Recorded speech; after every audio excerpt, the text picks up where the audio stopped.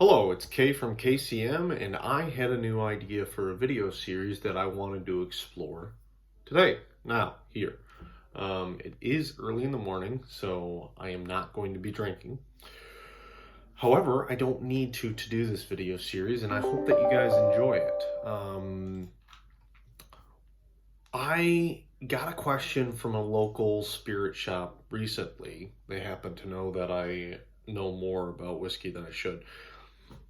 But they were asking me about some bottles of whiskey, and I thought it was a phenomenal opportunity to explore distilleries in more depth because all these whiskeys were from independent bottlers and weren't very well known. And easily accessing information and compiling information about those distilleries and knowing whether or not to buy a whiskey from that distillery, even if it's through an independent bottler, that's kind of a daunting task. So I thought if I could start building up an archive of videos talking about those distilleries, then that might be very useful to people. And it will be not a review of any particular whiskey from that distillery. It's strictly going to talk about the distillery, give you some referential points, and go from there.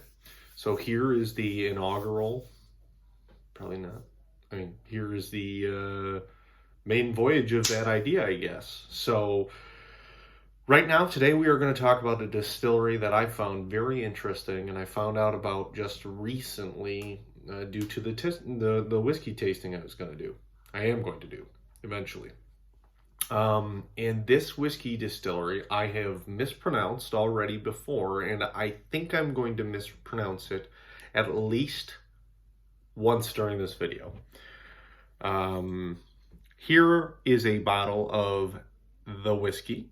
Ignore this part because this is the independent bottler, and we're really going to focus on this part. Okay. It is Auchroisk Distillery, and you might wonder why I might mispronounce that. If you can see the name, I'm not sure how well you can see it right there. It's spelled like Auchroisk, but it's Auchroisk. And so if I can avoid phonetically saying that, then I think we should be okay. Auchroisk Distillery. You've probably not heard of them, and if you have, very good.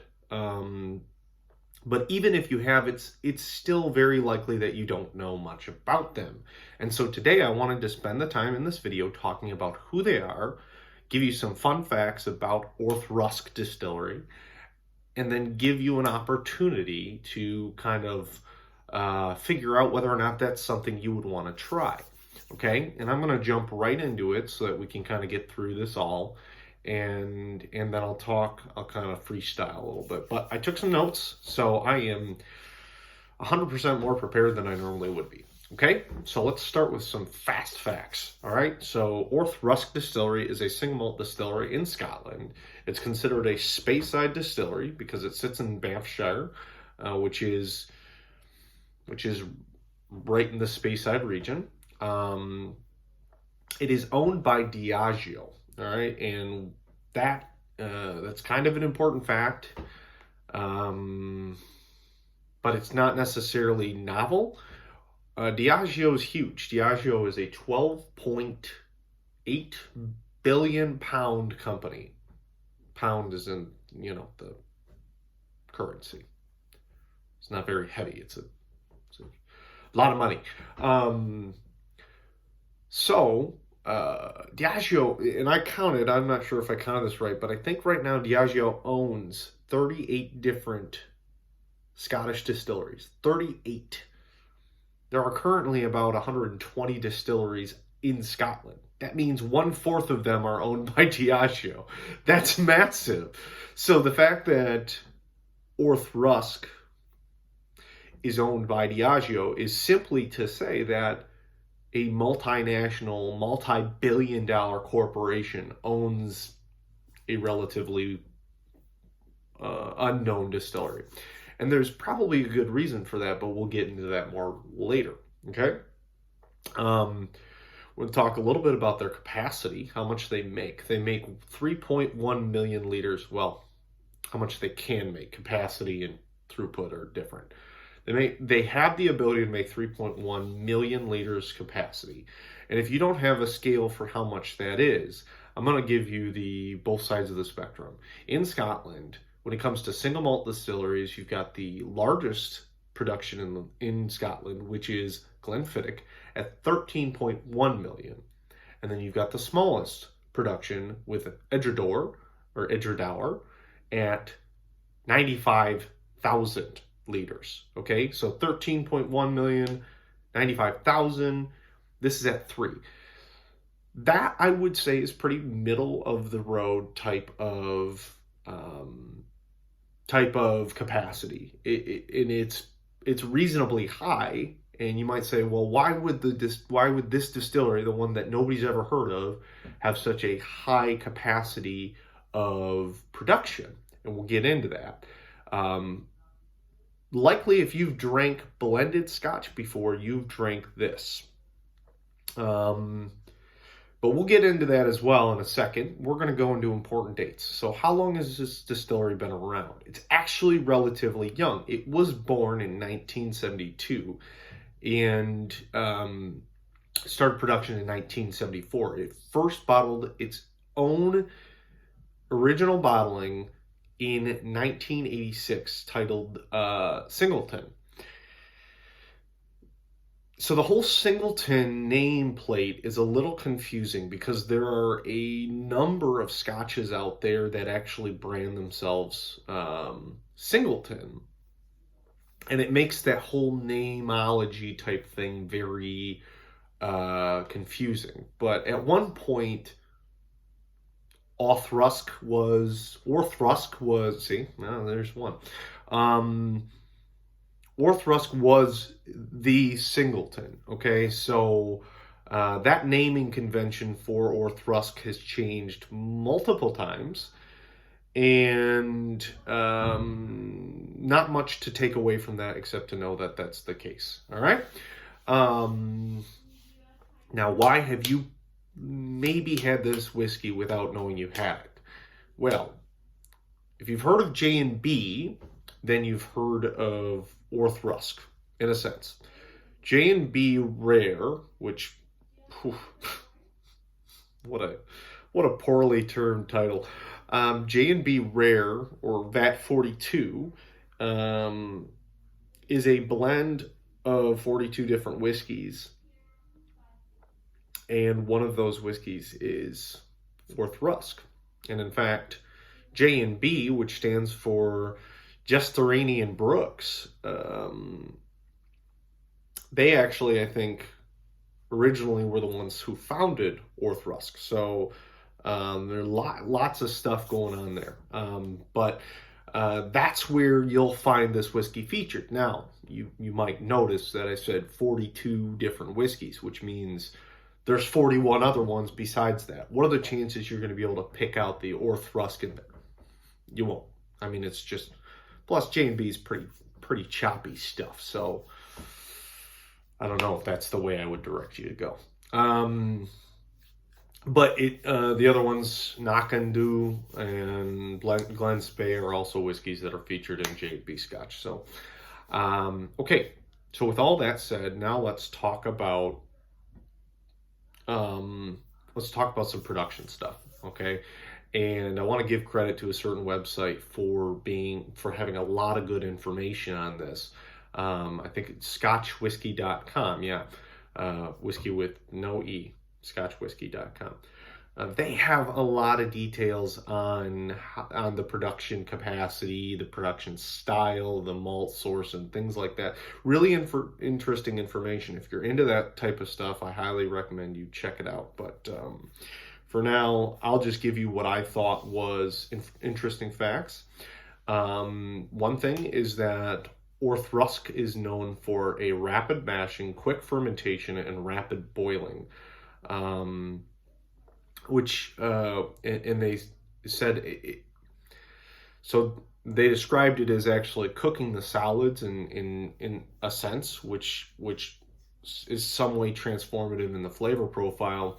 Um, Basically, because remember when you're going into um, the first still, right? You take your basically you have a pretty um, it's not just a liquid at that point. So that's where that cooking the solids thing comes from.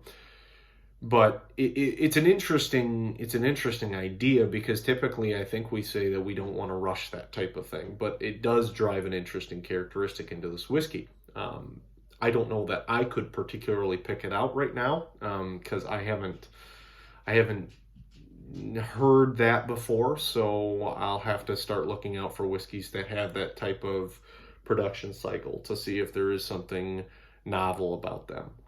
Um, Another fun fact in production, and this is more of a history fact than a production fact, but it's still something that I really like. So apparently at one point, Orth Rusk actually decided to age a whiskey in bourbon barrels for 10 years and then switch it over to a sherry barrel for 2 years in a finishing cycle. And this, at the time, was apparently very novel compared to what you were seeing in the past. But due to lack of, I don't know, wind in the sails or what have you, they kind of abandoned that effort. And so Glenmorangie and Balvenie, some of the pioneers of that style, really took credit for being the arbiters of that, the front runners in that space. But Orth Rusk really kind of did that before they did, allegedly. So history can be funny in that way because I think a lot of people probably sampled with stuff and didn't get credit for it. But anyway, other notable things: new make strength is 70%, fill strength is 63%. Just to really clarify, remember when a whiskey gets distilled, when it comes out of the still, it's coming out at a very high proof. What you normally get in a bottle, whether it be 40, 43, 46%, or even cask strength at 60%, that's not what it's looking like out of the still. So it does have a specification, or specification might be a little too formal, but it does have some control in terms of this is what it's going to look like out of the still based on the process. So that's 70%. Fill strength is 63%, which means, or 64, which means they are doing some cutting and some sort of control to kind of like get it down to the strength that they think is most appropriate. Okay, that's where it goes into the barrel. Fill strength, 63.5%. All right, it's mostly in-house malt supply, which means they've got a kiln house and they're drying their malt and doing it in-house, so that's neat. And then the water source is the Doris well, which I haven't done any research on that, and I just thought I'd say it. So there you go. Okay, so other notable facts. Diageo's Northern Warehouse complex is actually on the property where Orth Rusk is, so that's kind of just a fun fact. Diageo, again, so I mentioned, like, why would a company have 3.1 million liters of production capacity if they're not well heard of? And then I mentioned that they're in J&B. Okay, so these things are very well interlinked, right? Because those two things kind of complement each other in a sense. Obviously, blended Scotch sees a lot more volume than single malt. Due to price point and consumer availability, et cetera, et cetera. So that is something to bear in mind is companies like Diageo who want to get throughput and want a lot of capacity at distilleries. They're not thinking in a lot of cases for the single malt distillery, this distillery's main purpose in life is to feed a blended Scotch. And that sounds like a tragic fate. Probably is. When you try an Orth Rusk whiskey, you might go, wow, this is really good. Why would this not be something people would want to buy independently? It's a great question. The bottom line is it's a very saturated market when it comes to Scotch whiskey. And whether it be the naming of the distillery or the branding of the distillery or whatever, a company like Diageo with 38 different distilleries is going to say, here are our front runners in the single malt space, and we're going to double down on this because this is where the bread is. This is where the money's going to be. And then they're going to look at the other ones and say, okay, Auchroisk, nobody can even say that, let alone, taste the difference. So we're going to put our energy into making that a J&B feeder. And that's what it does. So, so then that gets to the question of, well, are there bottles of Auchroisk out there that you can buy? And obviously there are, because I have one. This is single malt. This is a cask strength, non-chill filter, natural color. 56.8% alcohol by volume. So again, we said what? We said 63.5% is the fill strength. So if that's the fill strength and we're at 56.8%, then we've lost about 7% alcohol over 17 years, which is how old this is, okay? That's natural. That happens. So as evaporation occurs, you lose some of the booze and the spirit, and at least in Scotland, and so you'll see that percentage drop over time. Okay, let's talk about bottlings. So that's one example. So obviously you can find independent bottlings of Auchroisk, and I think that because of supply and demand for Scotch, I think it may become more popular.